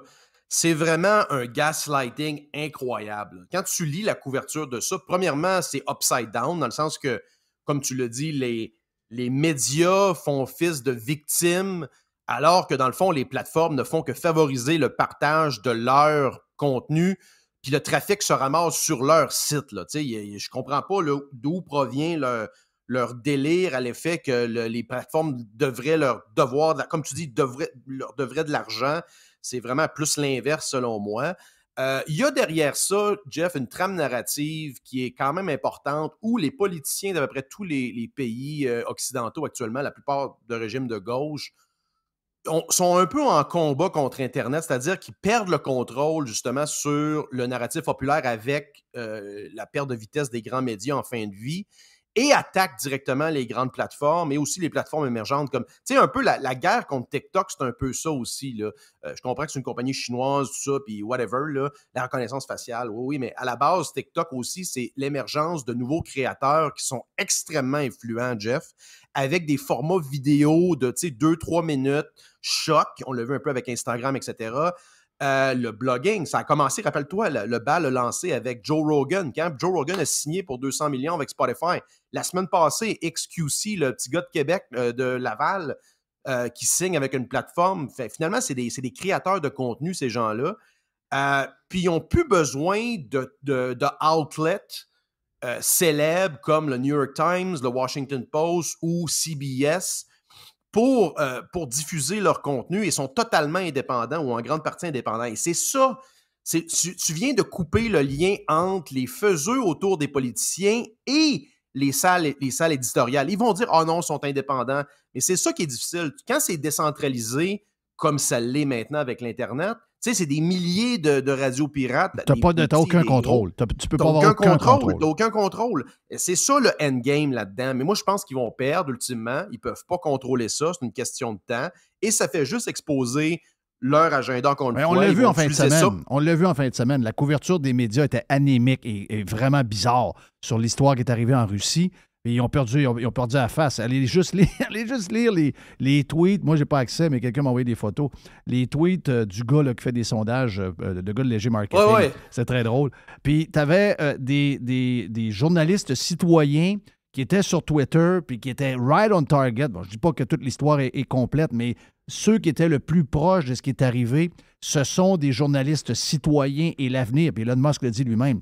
Et l'avenir est là-dedans. Mais je vais te rajouter une affaire, Joe. C'est pour avoir été dans les médias, dans les régions, puis après ça, d'être monté vers Québec, puis avoir pataugé pas mal à Montréal dans des grosses compagnies comme Astral, Radio Mutuelle et Bell. Ils sont en train de se faire ce qu'ils ont fait à toutes les régions. C'est-à-dire qu'à un moment donné, Montréal a bouffé toutes les régions.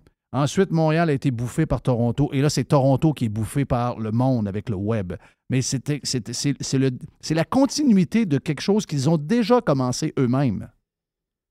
Ouais, ben c'est une consolidation dans le marché en général, mais moi, je continue de penser que quand même, il y a quand même une part de marché qu'ils peuvent avoir, mais il faut qu'ils se rendent à l'évidence qu'ils n'auront plus, je pense, ce levier-là sur les événements sociopolitiques, économiques comme ils avaient avant. Et ça, ils ont de la misère à se l'avouer, là, tu sais. Et c'est pas... Écoute, regarde juste Pierre-Carl Péladeau, ce qu'il dit. Il y avait un titre, écoute, j'étais à la pharmacie, puis il y avait un journal de Montréal là, imprimé, là. Puis le titre en haut, c'était, tu sais quoi, c'était incroyable, c'était « Fini les vraies nouvelles sur Facebook ». C'est en soi, c'est une fausse nouvelle, ce titre-là. Là. Oui.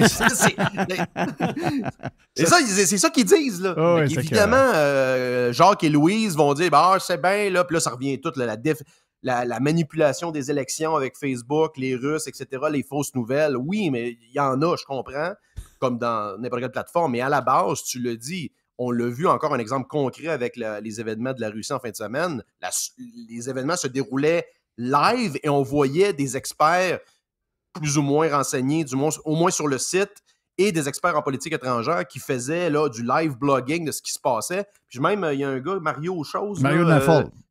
c'est lui que Elon Musk a envoyé sur un live, un Spaces pour faire un point sur les événements. Puis après ça, tu as l'autre qui nous tweet de faire attention alors que les médias ont comme été 12 heures de retard sur un événement qui n'a même pas duré 24 heures, Jeff. C'est quand même quelque chose. C'est pas rien que ça. Ils ont choisi le camp d'un des pires salauds sur la boule. Là. Il était tombé amoureux du gars de Wagner. On va dire de quoi? Le gars avec le casque. Oui. Ça, c'était genre les mercenaires sanguinaires de Poutine. Oui. Puis du jour au lendemain, ils vont renverser le régime russe. C'est des combattants de la liberté. Good guys. C'est des good guys pendant 24 heures. C'est incroyable. Ouais, mais c'est what a time to be alive. Moi, faut enjoy the show.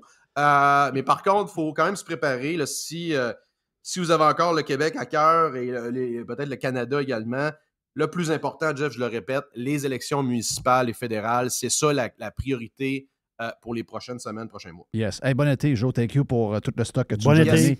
Bien le fun. Je te dirais, je sais que tu vas faire du vélo pas mal parce que le printemps n'a pas été bien bon. Donc, repose-toi et on s'en reparle au début, mon ami. Yes! Salut. Joe Hamel est avec nous autres, disponible sans doute tout l'été sur Twitter pour les gens qui veulent suivre ce que Joe a à dire sur les différents sujets d'actualité. On va aller à pause. On vient avec l'aubergisme, une petite boîte avec Jerry. Radio Pirate. Making history again. Radio Pirate. Radio Pirate. L'aubergiste est stand-by en tabarouette, m'a dit de quoi? Oui. En plus, il y a deux bouteilles. Il y a 2 bouteilles? 2 bouteilles pour la fin de saison. Wow! Oh, oui. Parle-moi de ça. Mais juste avant, un bout de boîte avec l'autre Jerry Pizza. Il y a une rumeur. On s'entend-tu que des rumeurs, il y en a à la tonne dans le hockey, parce qu'à soir, c'est le draft. Oui. Ça va être intéressant, ça, à soir. Ça peut être le fun. Là. Donc, c'est sûr que les premiers choix... Tu sais, la première journée, c'est toujours plus le fun. Après ça, c'est moins... Après ça, on s'en fout pas d'intérêt, ben. Mais c'est la première ronde. La première ronde, ça, c'est vraiment le fun. Et là, il y a une rumeur qui court, là, un peu partout, là, que le Canadien aurait eu... Ça, c'est des rumeurs, hein. Mais le Canadien aurait eu... Moi, je crois plus rien. Les médias de Montréal, avec l'histoire de Dubois, là j'en alors, je sais. Have enough, là. Les histoires là, d'inventer... Des fois, on beurre épais un peu. Là. Sacrement. Là, ils disent que le CH aurait 5 offres sur la table pour leur choix de 5e ronde. Ah ouais. Donc, il y aurait des offres pour dire, regarde... Toi, tu veux dire le choix de première ronde ou 5e ronde? Tu viens de dire 5e ronde? Non, le choix de première ronde. Première ronde, mais c'est 5e au total. Choix. Ouais, 5e choix. C'est 5e choix au total, exactement ça. Donc, Canadien, il y aurait eu des offres sur la table pour ce choix-là. Il y aurait 5 offres. OK, vois-tu, moi, ce que j'ai entendu hier, c'est que le Canadien essayait de trader pour monter. Wow. Je ne sais pas quel est l'intérêt de monter 3e ou 4e alors que le 5e, tu as un joueur de qualité. Tu sais, à part Bédard. Là. À part Bédard. Entre 2 et 5. Tu sais, même 5. Le Russe, pour certains, à part le fait qu'il est relié KHL, il y en a plusieurs qui l'analysent comme étant peut-être pas aussi bon que Bédard, mais pas très loin de Bédard. Mais des fois, c'est parce qu'ils ont un joueur dans la mire, tu sais. Ils ouais, veulent être sûrs de l'avoir. Ils veulent ce style de joueur-là. Mais il paraît que le Russe, ça c'est une autre patente, là, c'est que c'est un gars qui a une grosse tête. Et dans la chambre des joueurs, il n'était pas très aimé dans l'équipe. Ouais. C'est un genre de... Ça dépend à qui dit ça. C'est pas un gars d'équipe, là. Ouais. Mais regarde, des histoires, on entend en masse. Donc, c'est ce soir, moi, c'est sûr que j'écoute ça, là. Ça, je veux savoir qu'est-ce qui va se passer. Hey, moi, je suis pas client chez Costco. OK? Je suis déjà allé chez Costco. Quelques fois. Mais je suis pas client, j'ai pas ma carte encore. Mais là, c'est quoi l'histoire du... Parce que c'est sorti aussi du côté américain. Fini le partage des cartes de membres chez Costco pour ceux qui passent à la caisse libre-service. Oui, ça, c'est... Pour nous autres, c'est nouveau parce que les caisses libre-service, ils commencent chez Costco au Québec. Là. OK. Donc, ça a quoi, un an et demi max. C'est que tu pouvais... Mettons que je te donnais ma carte. Toi, tu allais acheter du stock et tu passais où la machine libre-service. Oui, j'allais pas à une caisse normale. Non, parce qu'à l'autre caisse normale, il aurait vu que il arrivait à face. Il arrivait pas sûr qu'il regarde tout le temps, là, qui achète, là. Je ne suis pas certain. Moi, je vois bien plus du monde. Mais c'est déjà arrivé. Moi, j'ai déjà donné ma carte à ma blonde. Ma blonde n'avait pas sa carte sur elle. Puis là, je dis, ah, ben, vas-y que dans la mienne. Puis elle arrive à la caisse, puis elle dit, ah, c'est pas. Elle dit, moi, on est ensemble, c'est la carte, là. C'est juste que j'ai pas la mienne, j'ai la carte à mon chum. Non, on ne pouvait pas acheter. Elle a laissé le stock-là parti. C'est un peu bizarre. Oui. Sam sont moins tannants là-dessus. BJ sont moins tannants aussi là-dessus. Costco est très têteux. Puis je ne suis pas surpris, là. Je ne suis pas surpris que maintenant, il va y avoir quelqu'un qui va venir vérifier si la carte, c'est vraiment la personne qui a la carte qui est là au libre-service. C'est sûr qu'eux autres, ça va augmenter possiblement le nombre de cartes. Parce que le monde qui y allait puis qui manigançait, ils vont dire, ben là, je pourrais plus le faire, je vais me prendre une carte. Mais je comprends ce que. Là, je comprends la patente. Là. Hey, je ne sais pas si tu as vu ça. L'histoire, le genre de palmarès de musique. OK? Oui. Le top 100 des tunes les plus populaires sur les plateformes de streaming, mais ici au Québec. OK. Donc, tous les Québécois, vous êtes la majorité ont été abonnés à des plateformes de streaming. OK. Ce que tu veux me dire, c'est qu'il n'y a pas de tune québécoise ben dans le top 100. Dans le top 100, il n'y a aucune tune franco. Il y a Cardin qui est là. Cardin est là avec des tunes anglophones. OK. Dans le top 100. Et pour avoir des tunes franco, là, on dépasse le top 100 de 120, 130, je ne sais pas trop quoi. Tu as des Cowboys fringants et tu as Fouki. Ben voilà, tu viens de dire le problème. Quand un de tes bands les plus populaires, c'est les Cowboys fringants, ça va mal. OK? Mes filles écoutent du francophone sur Spotify. Mais c'est du genre de pop, rap français, européen. Le rap français est très populaire. Très, très populaire. Oui, il y a une couple de chanteuses qui sont très bonnes. Ça fait très... c'est très catchy, j'en entends. Là, je peux vous dire, moi, j'ai une oreille là-dedans. Là. Oui. C'est très catchy. Donc, c'est pas une question de langue. Tu comprends? C'est pas une question de langue. La preuve, c'est que la France n'a pas ce problème-là. La France, dans le top 100, il y a plein de tunes. Les Français et les Françaises écoutent beaucoup de musique de France, même s'ils ont de l'offre de tout partout. Il y a un moment donné, il va falloir que l'industrie de la musique québécoise, je leur dis depuis 35 ans, vous avez été sauvés par des règles. Vous avez gagné souvent par défaut parce qu'on exigeait que les diffuseurs diffusent la musique que les gens ne voulaient pas avoir. Donc, au bout de la ligne, quand tu joues plein d'artistes québécois over and over, ça finit par rentrer dans la tête du monde. Certains vont aller en acheter puis vont aller voir des spectacles. Mais c'est gagné par défaut. Et c'est de voir et de régler le problème à l'envers. Il faut que tu offres ce que le monde veut entendre. Il faut que les artistes fassent de la musique qui fit avec ce que... Tu dois compétitionner avec Lainey Wilson. Tu dois compétitionner avec... les Jonas Brothers. Tu dois... Il n'y a pas de frontières. C'est dans le sens qu'il n'y a pas de mur. C'est la musique. C'est la musique. C'est la musique. Il faut que la musique soit bonne. Arrêtez de tenir responsables les radios. Arrêtez de tenir responsable Spotify. Arrêtez de dire que les gens sont colonisés. Faites juste des hits et de la bonne musique et ça va tout régler. Tu sais, ils ne profitent pas du fait que maintenant, les plateformes sont disponibles partout. Là. Oui. Avant ça, il n'y avait pas ça. Oui. Tu sais, dans les années c'est 80. plus facile pour un artiste québécois maintenant que jamais de devenir très populaire en Europe. Ah ouais. Et c'est amusant. Faites des hits. Faites des succès. Faites des tubes. C'est pas bien compliqué. Faites des tubes. Faites des tubes. Faites des tubes. C'est pas compliqué. Et moi, ce que j'aime, c'est qu'avec les plateformes, on a vraiment ce que les gens veulent écouter. Voilà, vous l'avez. Vous êtes caché pendant des dizaines et des dizaines d'années en pensant que vous étiez bon. Vous ne l'étiez pas. Vous étiez bon par défaut. Là, maintenant, avec les nouvelles plateformes, on a la vérité. Et la voici, la vérité, a fait mal. Mais là, c'est le temps de réagir. Et arrêtez de faire du Pierre-Carl Péladeau. Pierre-Carl Péladeau, il y a, à tous les jours, Bell, il y a telle affaire. Ouais. Google, il y a telle affaire. Facebook. Non, lis ton Christ de journal. Puis tu vas voir c'est quoi le problème. C'est pas Bell, c'est pas Google, c'est pas Facebook. Lis ton esti de journal, tu vas le comprendre. Excusez-moi. Mais pour la musique... Je parle mal, mais... Je comprends. Mais la fin, c'est que pour la musique, si tu veux... Les tunes franco, OK? Oui, c'est Cowboy fringant, puis on l'a dit. Mais il y a des tunes franco, le genre de top 1000. Mais il y a les tunes franco qui sont là, que les Québécois écoutent. C'est des vieilles tunes. C'est des vieilles tunes. Donc, il se fait rien de nouveau que le monde veut écouter. Ça c'est un peu énervant, là. Tu sais, t'écoutes du Charlebois, t'écoutes ci, t'écoutes ça. Ben, tu sais, je voyais ça cette semaine. Là, à un moment donné. Robert, je l'ai connu, à un moment donné.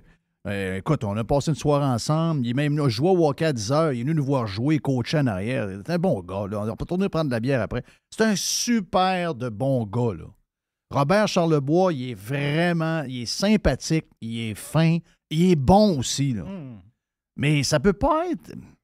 Tu sais, je regarde ça et j'ai l'impression que la star du Québec au festival d'été, ça va être Robert Charlebois. Oui, c'est ça l'histoire. Tu sais, le gars, il a 70 ans. Oui. En tout respect, j'adore ça. Là. Je veux dire, je suis correct. Bravo de tout ce qu'il a fait. Mais lui, il est encore là dans le top 1000. Puis même chose pour Claude Dubois, probablement. Son stock, il est là. Mais il y a un problème. Il n'y a pas de nouveau stock. Ben non, ça marche pas. Là. Ça marche pas. Une dernière? Une dernière. Je veux vous montrer quelque chose. Moi, je capotais. Là. Je n'avais entendu parler, mais là, on a plus d'images, on a plus de renseignements. Si vous allez sur royalcaribbean.com, donc le site du croisiériste, il présente le bateau Icon of the Seas. Donc, le bateau qui va rentrer en service, c'est le... Regarde, il vient de sortir du garage. Il vient de sortir. Il commence à naviguer présentement, mais il est en mode logistique. Parce qu'on s'entend-tu qu'un bateau de cette ampleur-là, il faut faire des tests avant, puis la patente. Là. Mais il va commencer à l'hiver 2024. Regarde, si tu vas sur le site Internet de Royal Caribbean, tu vas le voir. 1200 pieds de long. 250 800 tonnes. Donne une idée un peu, là. C'est comme, mettons... Ça doit être green en sacrement, ça. Oui, ça, c'est très, très green. C'est comme, Jeff, si tu voulais faire flotter 2 tours du CN. Oh! Ça fait toujours rire, les histoires de bateaux. Hein. La F1, ça pollue. En même temps, il arrive dans le port de Montréal un bateau de croisière. D'après moi, la F1, c'est rien comparé au bateau de croisière. Ça sort noir en haut, là. Regardez, il a fait boum, boum. C'est les bateaux. C'est les bateaux qui polluent le plus. C'est quoi, t'as dit la longueur, Jerry? 1200 pieds. Le Titanic avait 883 pieds. Quand même. Pour l'époque, c'est énorme. 5600 passagers, 2400 crews. Au total, sur le bateau, il va y avoir 8000 personnes. Wow! C'est quoi, c'est du monde pas mal. 7 piscines, 10 spas. Regarde, je ne peux pas vous le dire jusqu'à demain matin. Range, toute la patente. Non, regarde, mais le bateau, là, il est multicolore. Il est capoté. Tu le vois, là, tu dis, wow, c'est quoi cette patente-là? Il est énorme. C'est le plus gros bateau de l'histoire. Et c'est lequel? C'est Norwegian? Non, c'est Royal Caribbean. OK. Et il va faire quoi comme ride? Il commence les Caraïbes en janvier. OK.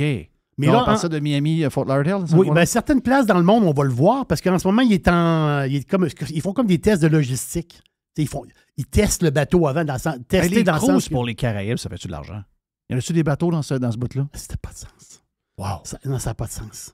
Mais là c'est Jeff, ça n'a pas de sens, le bateau. Il est complètement sauté. Donc, regarde, je veux aller fouiller encore plus, avoir tous les détails de ça. Moi, j'ai fait des croisières dans une autre vie. Là. Mais je suis pas très croisière. Il y en a qui disent pas croisière, mais ils l'ont jamais fait. Moi, j'en ai fait. Okay? Moi, je l'ai jamais fait. Mais... J'en ai fait, mais je sais, tu sais, puis je sais que les bateaux ont beaucoup évolué. Moi, je te parle de ça il y a 25 ans.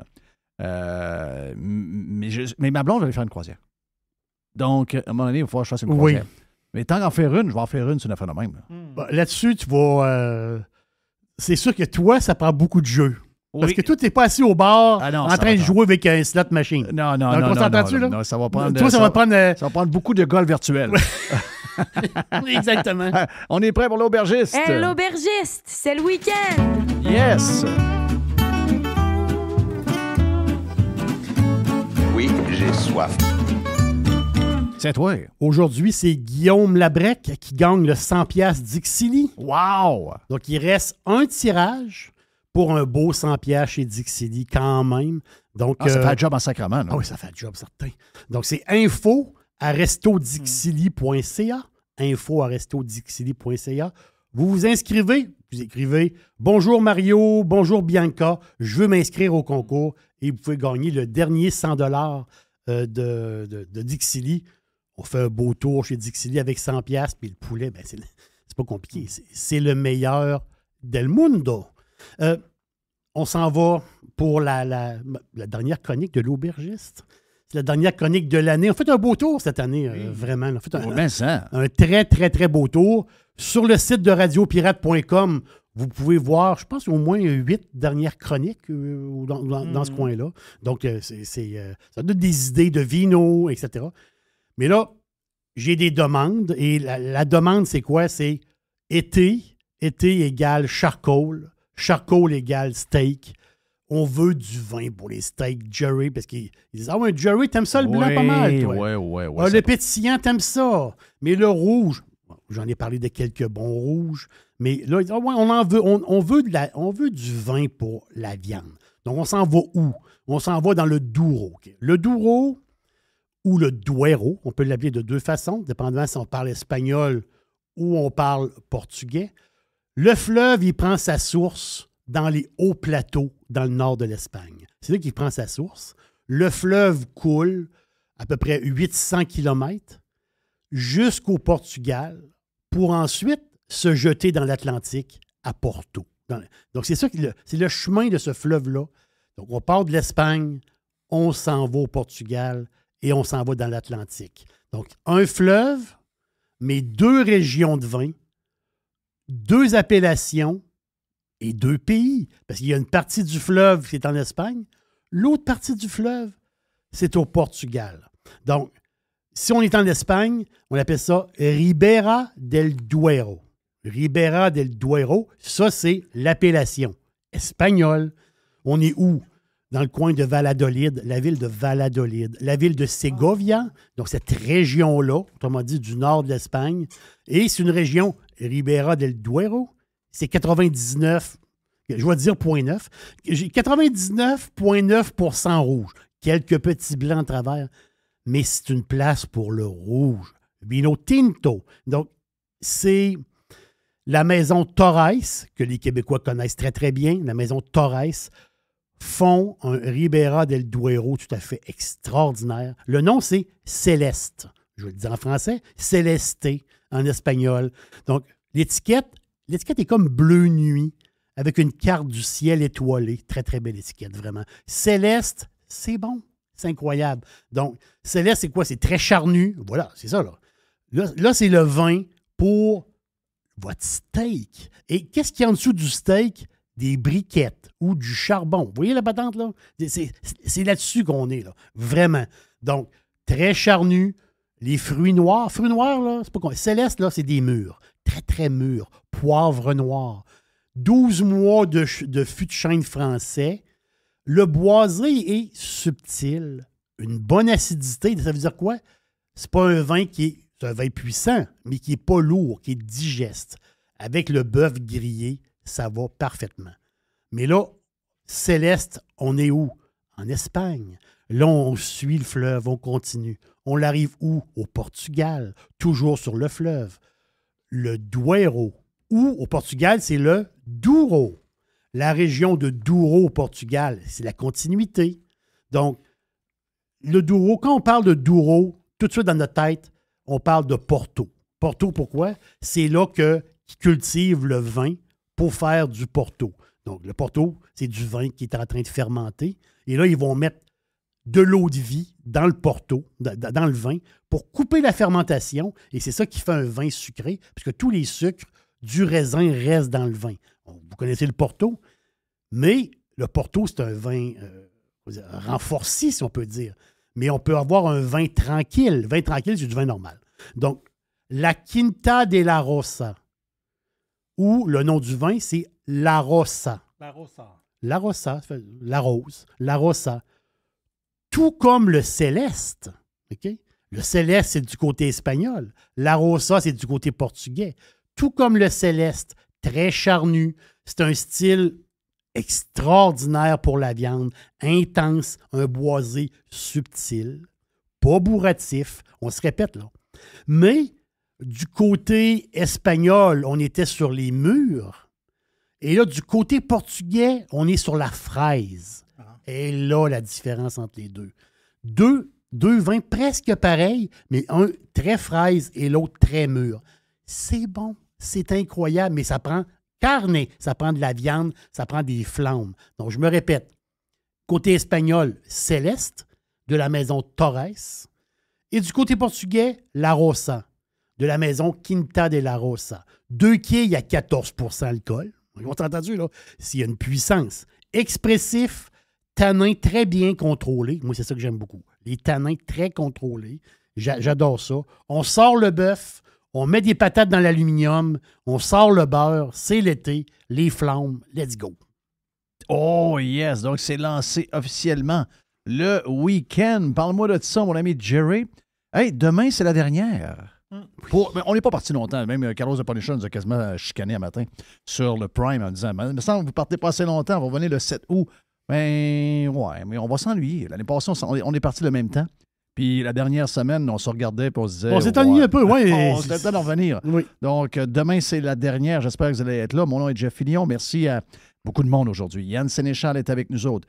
Bien sûr, notre chum Joamel était là également pour la dernière avant le retour du show au début du mois d'août.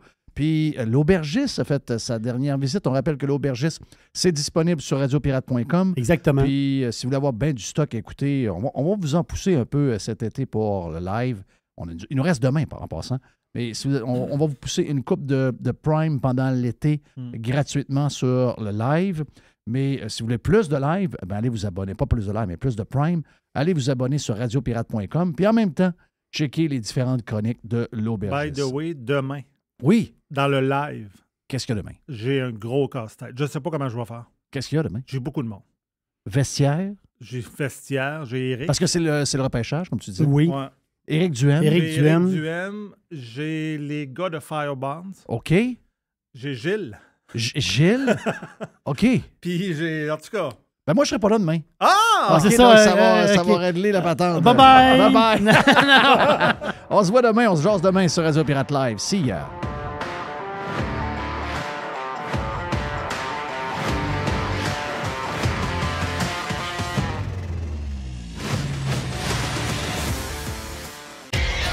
Thanks for listening to Radiopirate.com. Radiopirate.com.